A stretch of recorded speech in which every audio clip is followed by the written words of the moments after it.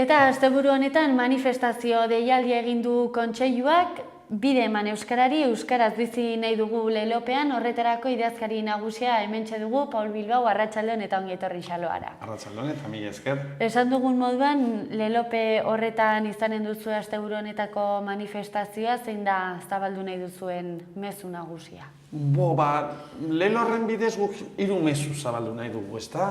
Lehenik eta behin, bide eman euskarari justiziazkoa delako. Bide eman euskarari, euskarari bide emanez oreka soziala bermatuko dugulako, bizikidetza bermatuko delako. Izan ere, kezkatu gaitu azken hilabeteotan, gobernuak hartu dituen erabaki batzuen aurrean, alderdi batzuek edo sektore batzuek izan duten jarrera, ez? Ezkerreko alderdi batek eta eragile sindikal batzuen nolabait ikusi dutelako hori ez dela alegia hori oreka sozialaren kontra doala. Eta guk justo kontrako esaten dugu. Hemen benetan Nafarroako gizartean oreka bermatuko dugu nahitaezkoa da herritarren guztien eskubidea bermatzea. Eta horretarako, euskara eta euskaldunok gaude egoera gutxiagotuan, euskari bide eman behar zaio. Beste mezua instituzioei. Azpimarratu nahi dut, hau ez da Nafarroako gobernuaren kontrako manifestazio bat, alegia 2010ean Kontseiluak manifestazio erraldoi bat antolatu zuen, maiatzaren 15ean Iruñan, eta hor, egia da, agertu nahi genuen gobernuaren aurrean esateko beste hizkuntza politika bat behar da, herritarren eskubidea bermatuko badira. Ez, orain eskaera bat egiten diogu gobernuari, hartu neurri ausartak, egin aurrera euskarari bide emanez, eta hori egiten baduzu, hemen dakazu gizartearen zati handi bat, eta zati handi horrek babestu egingo zaitu. Erabaki horiek hartzen lagunduko dizu. Horretarako ere baliatu nahi dugu larunbateko manifestazioa. Eta hirugarrena, beste behin erakusteko, Nafarroan badela euskaraz bizi nahi duen gizarte zati handi bat. Eta gainera, euskalgintza eta eragile horiek lanean jarraitzen dutela, berdin-berdin, orain dela urte bat bezala, orain dela 2 urte bezala, orain dela 20 urte bezala. Gu jarraitzen dugu helduak euskalduntzen, euskarazko edabideak sustatzen, belaunaldi berri euskaldunak lortzen, euskarazko kultura sustatzen alegia. Gu berdin-berdin jarraitzen dugu lanean, eta hori erakutsi nahi dugu. Herrigintzak zenolako ekarpena egin dion euskararen berreskurapenari azken urteotan Nafarroan. Aipatu duzu 2010ean Iruñan egin zenutela manifestazio, 2016 urte honetan zergatik hautatu duzu berriro Iruña? Argi dago, Iruña alako Nafarroako hiriburua, erdigunean kokatzen dalako, eta azken finean, herritarrak biltzeko tokirik aproposena delako. Dute hori, gainera, Nafar guztiei egiten diegu deia eta Nafar guztien hiriburua da Iruña. Aldarrikapenak pixkat mezuarekin batera ere aipatu dituzu, baina horretaz gain ere badituzue esanguratsuagoak diren aldarrikapen gehiago manifestazioen bueltan? Agian interesgarria da manifestazio kokatzea, ezta? Guk, lehen esan dizuan bezala, 2000 Nafarroako orduko gobernuak 2010ko aurrekontuak onartu zituenean, beste sartako bat eman zuen euskalgintzari, ez? Orduan euskarazko edabideen diru-laguntza guztiak kendu zituen, alegia, eta ere atzerako egiten badugu, alegia 2000 urtean Nafarroako gobernuak onartu zituen dekretu famatu haiek non euskara desagerrarazten zuen instituzio publikoetatik, gero eta babes juridiko gutxiago zuen langile elebidunak kontratu ahal izatea. Danok dakigu UPNek zenolako politika eramaten zuen, hizkuntza desagerrarazteko politika eta hiztunak nolabait erabat babesgabe usteko politika. 2010ko aurrekontuetan beste sartako bat eman zuen. Horretxeagatik, Nafarroan diaruten gure bazkideek erabaki zuten bazela garaia kalera ateratzeko, baina indarrez ateratzeko. Eta hor kokatzen da gainera euskaraz bizi nahi dut ideia, Kontseiluak hain erabiltzen duena, hor sortu zen. Guk lanean jarraitu genuen eta egia da, 2014 urtean, Nafarroan beste giro bat bizi izan, aukera realak ikusten ziren nolabait gobernuan aldaketa emateko. Eta, guk oso argi genuen, Nafarroako gobernu aldaketa emango bazen, aldaketa hori euskaratik eta euskaraz izan behar zela. Horrezegatik, gure bazkideekin hausnarketa bat egin genuen eta zehaztu genuen, zen neurri hartu beharko liratekeen hizkuntza politikan euskaratik aldaketa hori eman zenin. 2015ko martxoan apirilean alderdiekin bildu ginen, gure proposamenera arazi genien, eta gero, apirilaren 25ean, anaitasuna bete egin genuen. Anaitasuna bete egin genuen erakusteko lehen ezandakoa. Herri gogo indartsu bat dagoela aldaketaren alde, baina herri gogo indartsu horrek aldaketa euskaratik egin dadin nahi du. Hauteskundeak etorri ziren, aldaketa etorri zen, eta guk hor gure ekarpena egiten jarraitu izan genuen ez, hemen gure ustez, hemen jo behar da, eta egin beharko litzateke. Egia da guk kezka sartu genuela, horre lau alderdi horiek beregin akordio programatikoa egin zutenean, azken finean gobernuak akordio hori exekutatu behar du, hor jartzen diren neurriak, euskararen legea desadostasunen kutxan sartu izana. Hainbat urtez esan izan dugu, euskararen legea diskriminatzailea dela, baztertzailea dela, herritarren eskubideak bizizaren tokien arabera aitortzen dituela, eta horrek egiadak eskatu gintuen. Are gehiago, prentsaren bidez jakin izan genuenean, laukote horretatik alderdi baten inertziaz izan zela, ezta? Keskatu gintuen hain errazki jauzi izan euskararen legea. Baina ikusi genuen akordio programatikoa, gure iritziare, ikusi genuen gure proposamen batzuk jarrotzen zirela, hain eskatzen duguna da akordio hori alik eta lasterren ejekutatzea. Hora gertzen diren neurriak alik eta lasterren betetzea. Gero, abendua etorri zen, abenduan, badakigu horre euskararen baskuentzen legearen urte hurrena dagoela, eta agerraldi bat egin genuen Nafarroko Parlamentuan gure bazkideekin, eta bide iluzatu genuen. Bat, Nafarroko Parlamentuari, beraiek onartzen dituztelako legeak, eta zan genien guk ez genukeela nahi 2016an legearen 30. urte hurrena ospatu behar izatea. Eta bestea gobernuari elkarlan adieraziz, alegia, guk zehaztu genituen neurri horiekin zehaztu genuen zer egin zitekeen instituzioetatik, zer egin zitekeen euskalgintzatik. Eta eskua luzatuta biok batera jarduteko. Eta horrexegatik, horri ere indarra emateko eta erakusteko aldaketak egin behar direla eta konplizitatez jazun behar dugula, hor kokatzen da urrengo larunbateko manifestazioa. Osangi, Nafarroako gobernuaren aldaketarekin pixka bate jarraituz, ze mesede ekarri dizkio euskarari? Nik uste dut aldaketak egon dira, hori ez dago zalantzarik, eta jarreretan aldaketak egon dira. Nik uste dut Nafarroako gobernuko ordezkari batek, Nafarroako gobernuko eraikin batean sartzen bazara, egia da aldaketak egon direla, euskara berriro presente dago, adierazpenetan presente dago, Nafarroako gobernuaren markaia, Nafarroako gobernua ere badalen, gobernoen Navarra besterik etzen, jarrera aldaketak egon dira euskalgintzarekiko, alegia orain, ateak zabalik ditugu, orain dela urte batera arte, ateak itxita genituen. Nik uste dut, aldaketak egon direla, ikusi dugu keinuak egon direla, orduan nik uste dut hori ere aitortu behar da. Ez gaude, orain dela urte bete geunden egoera horretan, zalantzarik ez daukat. Aurrekontuetan ere aldaketak egon ziren, partida batzuk berreskuratu ziren, etokiko edabideena, eta bat. Ez da guk espero genukeena, alegia du gure ustez, baliabide gehiago behar dira, baina zalantzarik ez aldaketak egon dira. Kontua da gure ustez, urratz bat arago egin behar da. Horregatik, euskarari bide eman behar zaio. Horrexegatik iruditzen zaigu, oraindik 3 urte geratzen dira legegintzaldi honetan, hortaz, ikus dezagun nola egin, guztion artean, seguk ere euskalgintzatik erantzukizunez jokatu behar dugu. Dena ezin dugu utzi, gobernuaren esku. Hori ere oso argi dugu, horregatik manifestazioan hori irudikatu nahi dugu. Zuek erabakiak hartu, hemen egongo gara, zuekin, zuen ondoan, zuek babesten, jakinda batzuk oldatuko zaizkizuela. Honen arira ere zeintzuk dira ikusten dituzuen gabeziak?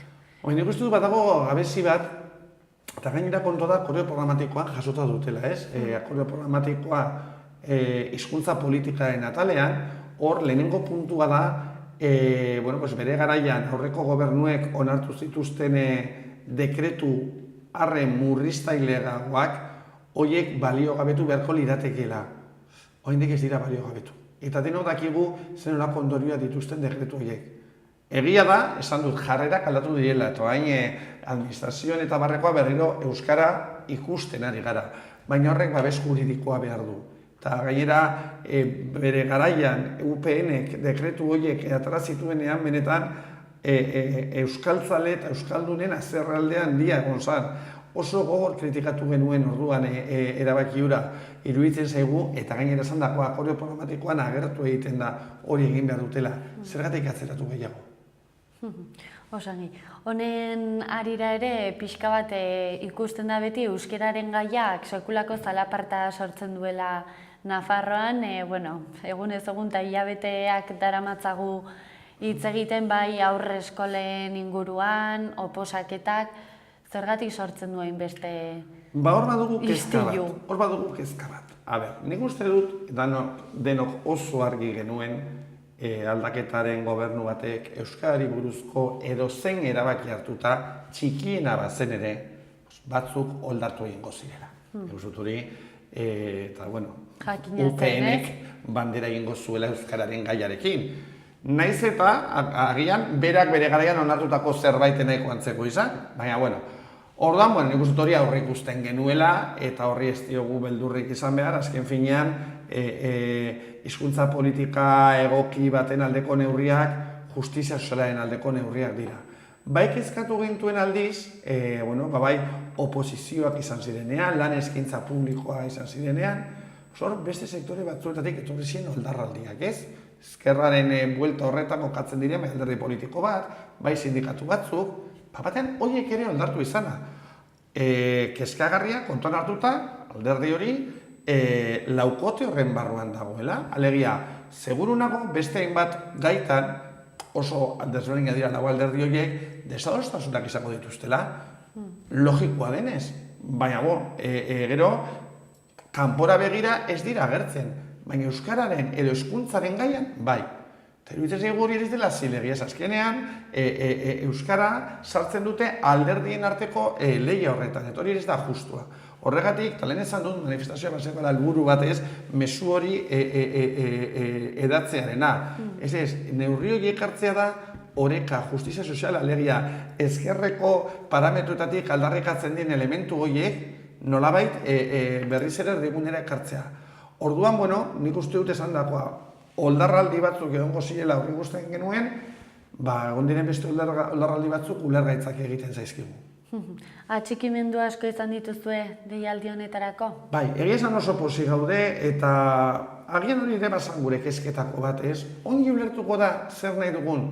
Ez, normalean, manifestazioak antolatu izan direnean, beti izan da, zerbaiten kontra egiteko, zerbait salatzeko, Nafarroan, horrela izan dugu beti, ez?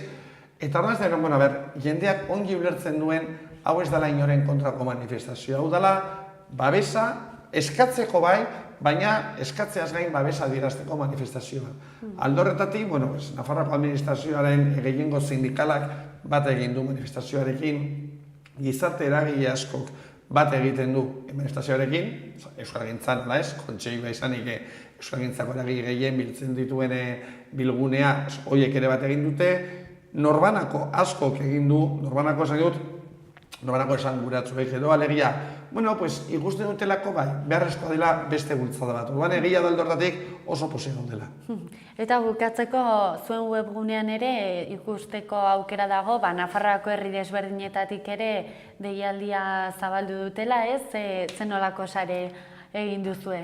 Nik uste dut, horrekin oso posik gaude. Azken finan, eta ez da erronka bota genuelako, esan genuen, zergatik ez diogu esaten jendeari, azken finan hemen protagonistak herritarrak dira. Eskotan egiten dugu hizkuntzez, modu abstraktua, baina hizkuntzak ez dira ezer. Hizkuntza dira hiztunak, hizkuntza dira pertsonak, euskaraz bizin duten pertsonak, eskubide urratuak dituzten pertsonak. Horrexegatik idei hori burutu zitzaigun, zergatik ez dugu eskatzen jendeari, bere herriko sarrera egoten den bidezekin horretan, hor agerra dira, euskaraz bizin nahi dut banderarekin edo nolabait erakusteko izan bagarela. Eta postu gaitu, Nafarroako herri askotatik jaso ditugulako argazkiak, batzuetan hamarnaka pertsona, beste batzuetan pare bat pertsona, baina hegoaldetik, iparraldetik, ekialdetik, mendebaldetik, Murtxante, Kaskante, Fitero, baina Leitza, Elizondo, Amaiur, noski Iruña, Berriozar, Barainain, alegia, herritarrek postasun hori agertzea. Euskara bizitzeko nahi hori, hain modu alaian erakustea, horrek esan nahi du, hemen badagoela herri gogo indartsu bat, eta hori baliatu behar dugula. Baina azkenean deia da instituzioi herri gogo indartsu hau baliatu behar duzue zuen politikak egiteko. Herri gogo indartsu hau benetan honek babestuko zaituztelako. Bukatzeko, zuk aipatu duzu hizkuntza politika nola ikusi duzue eredua zabaltzearena eta gainera lerro berriak irekiko direla Nafarroako herri desberdinetan, ez? Lehenengo kontua da, azken finean, indarrean dagoen Baskuentzian lege horrek, zenolako astakeriak ahalbidetzen zituen, ez da? Hortik hasi behar dugula azterketa. Kontua da, Nafarroan indarrean zegoen legeriak ez zuela usten, beraiek deitzen duten eremu euskaldun horretan, eskola publikoan eredua zabaltzea. Hori astakeria bada. Egia da horreko legegintzaldian, aldaketa txori egin zela, baina hor oraindik lan handia egin behar da. Lan handia egin behar da, eta gainera hor, tamalgarria da ja, honezkero UPN mehatxuka hasi denean, ez da? UPN ja mehatxuka hasi da, eta bere kongresuan Esparzak esan zuen, ez gu gobernura itzultzen bagara, hori amaituko da. Parkatu. Hori gobernuak ezin du erabaki, hori parlamentuak erabakiko du. Zuek gobernuan zeundetenean, Nafarroako parlamentuak erabaki zuen lege aldatzea deredua eremu euskaldunean albidetzeko. Hortaz, kontua da, UPN ohituta egon dela, berak eskumen osoak izango balitu bezala, ez? Gobernuenak eta parlamentuenak, orduan lehenengo gauza. Zu gobernura itzultzen bazara, parlamentuaren gehiengoak izango du aberzuk hori egingo duzun ala ez. Zuzara nor gobernuan izenean hori ukatzeko. Baina bai, hor erakusten da, zein diren, alegia UPN jarraitzen duela, oain dela urte bat, oain dela 2 urte, oain dela 2 urte zuen jarrerarekin. Hori ikusi izan dugu, segertatu da ETB-ren emizioekin, hori ikusi izan dugu, segertatu da Iruñako aurreskolekin, hori ikusi izan dugu, segertatu den Bastango Euskara planarekin. Hor atzaparrak hor daude, gobernuan egonezarren, berain atzaparrak hor daude. Eta horregatik ere garrantzitsua da, ekainaren 4an Iruñako kaleak betetzea. Ea guzteko horrekin eskaudela adoz. Horrekin ez gaudela adoz, eta neurri aktiboak hartu behar direla hizkuntza eskubideen bermearen alde. Hizkuntza politika horrekin jarraituz pixkat, menxaloan askotan izan ditugu bai euskalgintzakoak, sortzenekoak, eta beraiek ere aipatzen dute ez, seguretaz eremutan, eta batez ere eremu ez euskaldun horretan antzematen dela beldur hori, ez? Zalantzarik, azkenan urte asko dira, nik uste hori ere, alegia lege diskriminatzaile horrek 29 urte bete ditu. Eta lege horren ondorioz, euskara ikusgabea da. Euskara ikusgabea da, rotulazioan, toki guztan euskara ikusgabea da. Euskara jakiteagatik, alegia administrazioan, ez da kasu ez da kontuan hartzen euskara dakizunara ez. Alegia oso politika bortitzara mandu azken 30 urteetan, 29 urteetan, UPN, nolabait euskara desagerrarazteko. Hortaz, ez da erreza horri buelta ematea. Hori argi dago, ez da erreza horri buelta ematea, hori oso modu intentsiboan egin behar dalan. Hortarako lehenik eta behin euskara bizibilizatu behar da. Jendaik ikusi behar du euskara egon badagoela. Gero bestetik, euskara ikasteko beharrak ere sustatu behar dira. Herritarrek ikusi behar dute, euskara badakit, baina gainera administrazioarekin, administrazio euskara zuzentzen manatzaio, euskara erantzuten diatela, legia hainbat elementu dago. Nik uste dut ere oso plangintza intentsiboa egin behar dela benetan euskarari, Nafarroako berezko hizkuntza denean, balio hori emateko. Bukatzeko manifestazioa, larunbat honetan da, ze ordutan eta nondik aterako da? Manifestazioa arratsaldeko 5 aterako da, Golemetatik eta Sarasate pasealekuan amaituko du. Eta, jendeari deki egiten diogu, betiko umore honearekin etortzeko, betiko aldartearekin etortzeko, betiko determinazioarekin etortzeko, azken finean, ez da, orain dela, 6 urte antolatu genuen manifa horren antzekoa, orain beste aldarte bat erakutsi behar dugu izan bagarela, pozik gaudela, badugula determinazioa, arro gaudela, eta elementu horiek guztian nolabait ikustarazi nahi ditugu Nafarroko gobernuari laguntzeko erabaki ausarta horiek hartzen. Osongi, Paul Bilbao, mila esker, Kontseiluko idazkari nagusia, txaloan ere beste behin nahi duztenean, gonbiatuta zaudete, eta ongi atera daia dena manifestazioan. Mila esker zuei. Mila esker, eta zuei ere eskerrik asko eskainitako arretagatik, arratsaldona pasa eta bihar arte.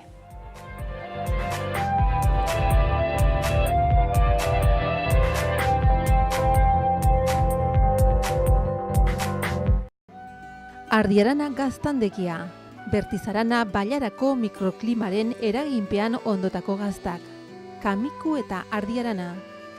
Gazta ona maite dutenentzako zapore usain eta testura ezin hobeagoko produktuak. Kontsumitzaileen errastasunerako formato eta tamaina ezberdinetan komerzializatzen dira. Ardiarana gaztandegia Legasan, ahaztutako zaporeak berreskuratuz. Iruñan La Cabaña desguazeak berme osoko eta konfidantzazko ordezko piezen salmenta. Behar dituzun pieza guztiak aurkituko dituzun. Ibilgailu bilketa zerbitzua eskaintzen dugu. Profesional eta langiletara autoen piezak debalde eramaten ditugu. La Cabaña desguazean istripu izandako ibilgailuen tasazio altuena eskaintzen dugu. Profesional eta partikularrentzat arreta personalizatua. Informa zaite 948-303-303 telefono zenbakian. Uharten Zubiarte kalea 13an, Zubiarte Euskaltegia, 2000 urtetik euskalduntze lanetan, 15 urteko lanaren bermea, Nafarroko euskaltegi publiko bakarra, maila guztiak 0tik egaraino, klaseak goizetan eguerditan arratsaletan. Bilatu tartetxo bat euskeran trebatzeko. Informa zaite 948-306-009 telefonoan. 2016-2017 ikasturtea. Matrikula epea zabalik maiatzaren 23tik aintzinera. Mailak A1, A2, B1, B2, C1 eta EGA titulua. Akreditazio frogak ekainaren 7an idatzizkoa. Ekainaren 8an ahozkoa. Gorritxon atsedenerako sistema hoberenak eta loaldi egoki batendako beharrezkoak diren produktuak aurkituko dituzu. 40 urte daramatzagu punta-puntako materialak eta marka hoberenak bezeroaren eskura jartzen. Deskansatzeko sistemetan aditua gara, sofak, koltsoiak, somierrak. Hurbildu eta eskuzabali jasoko zaitugu. Iruña, Gorritxo.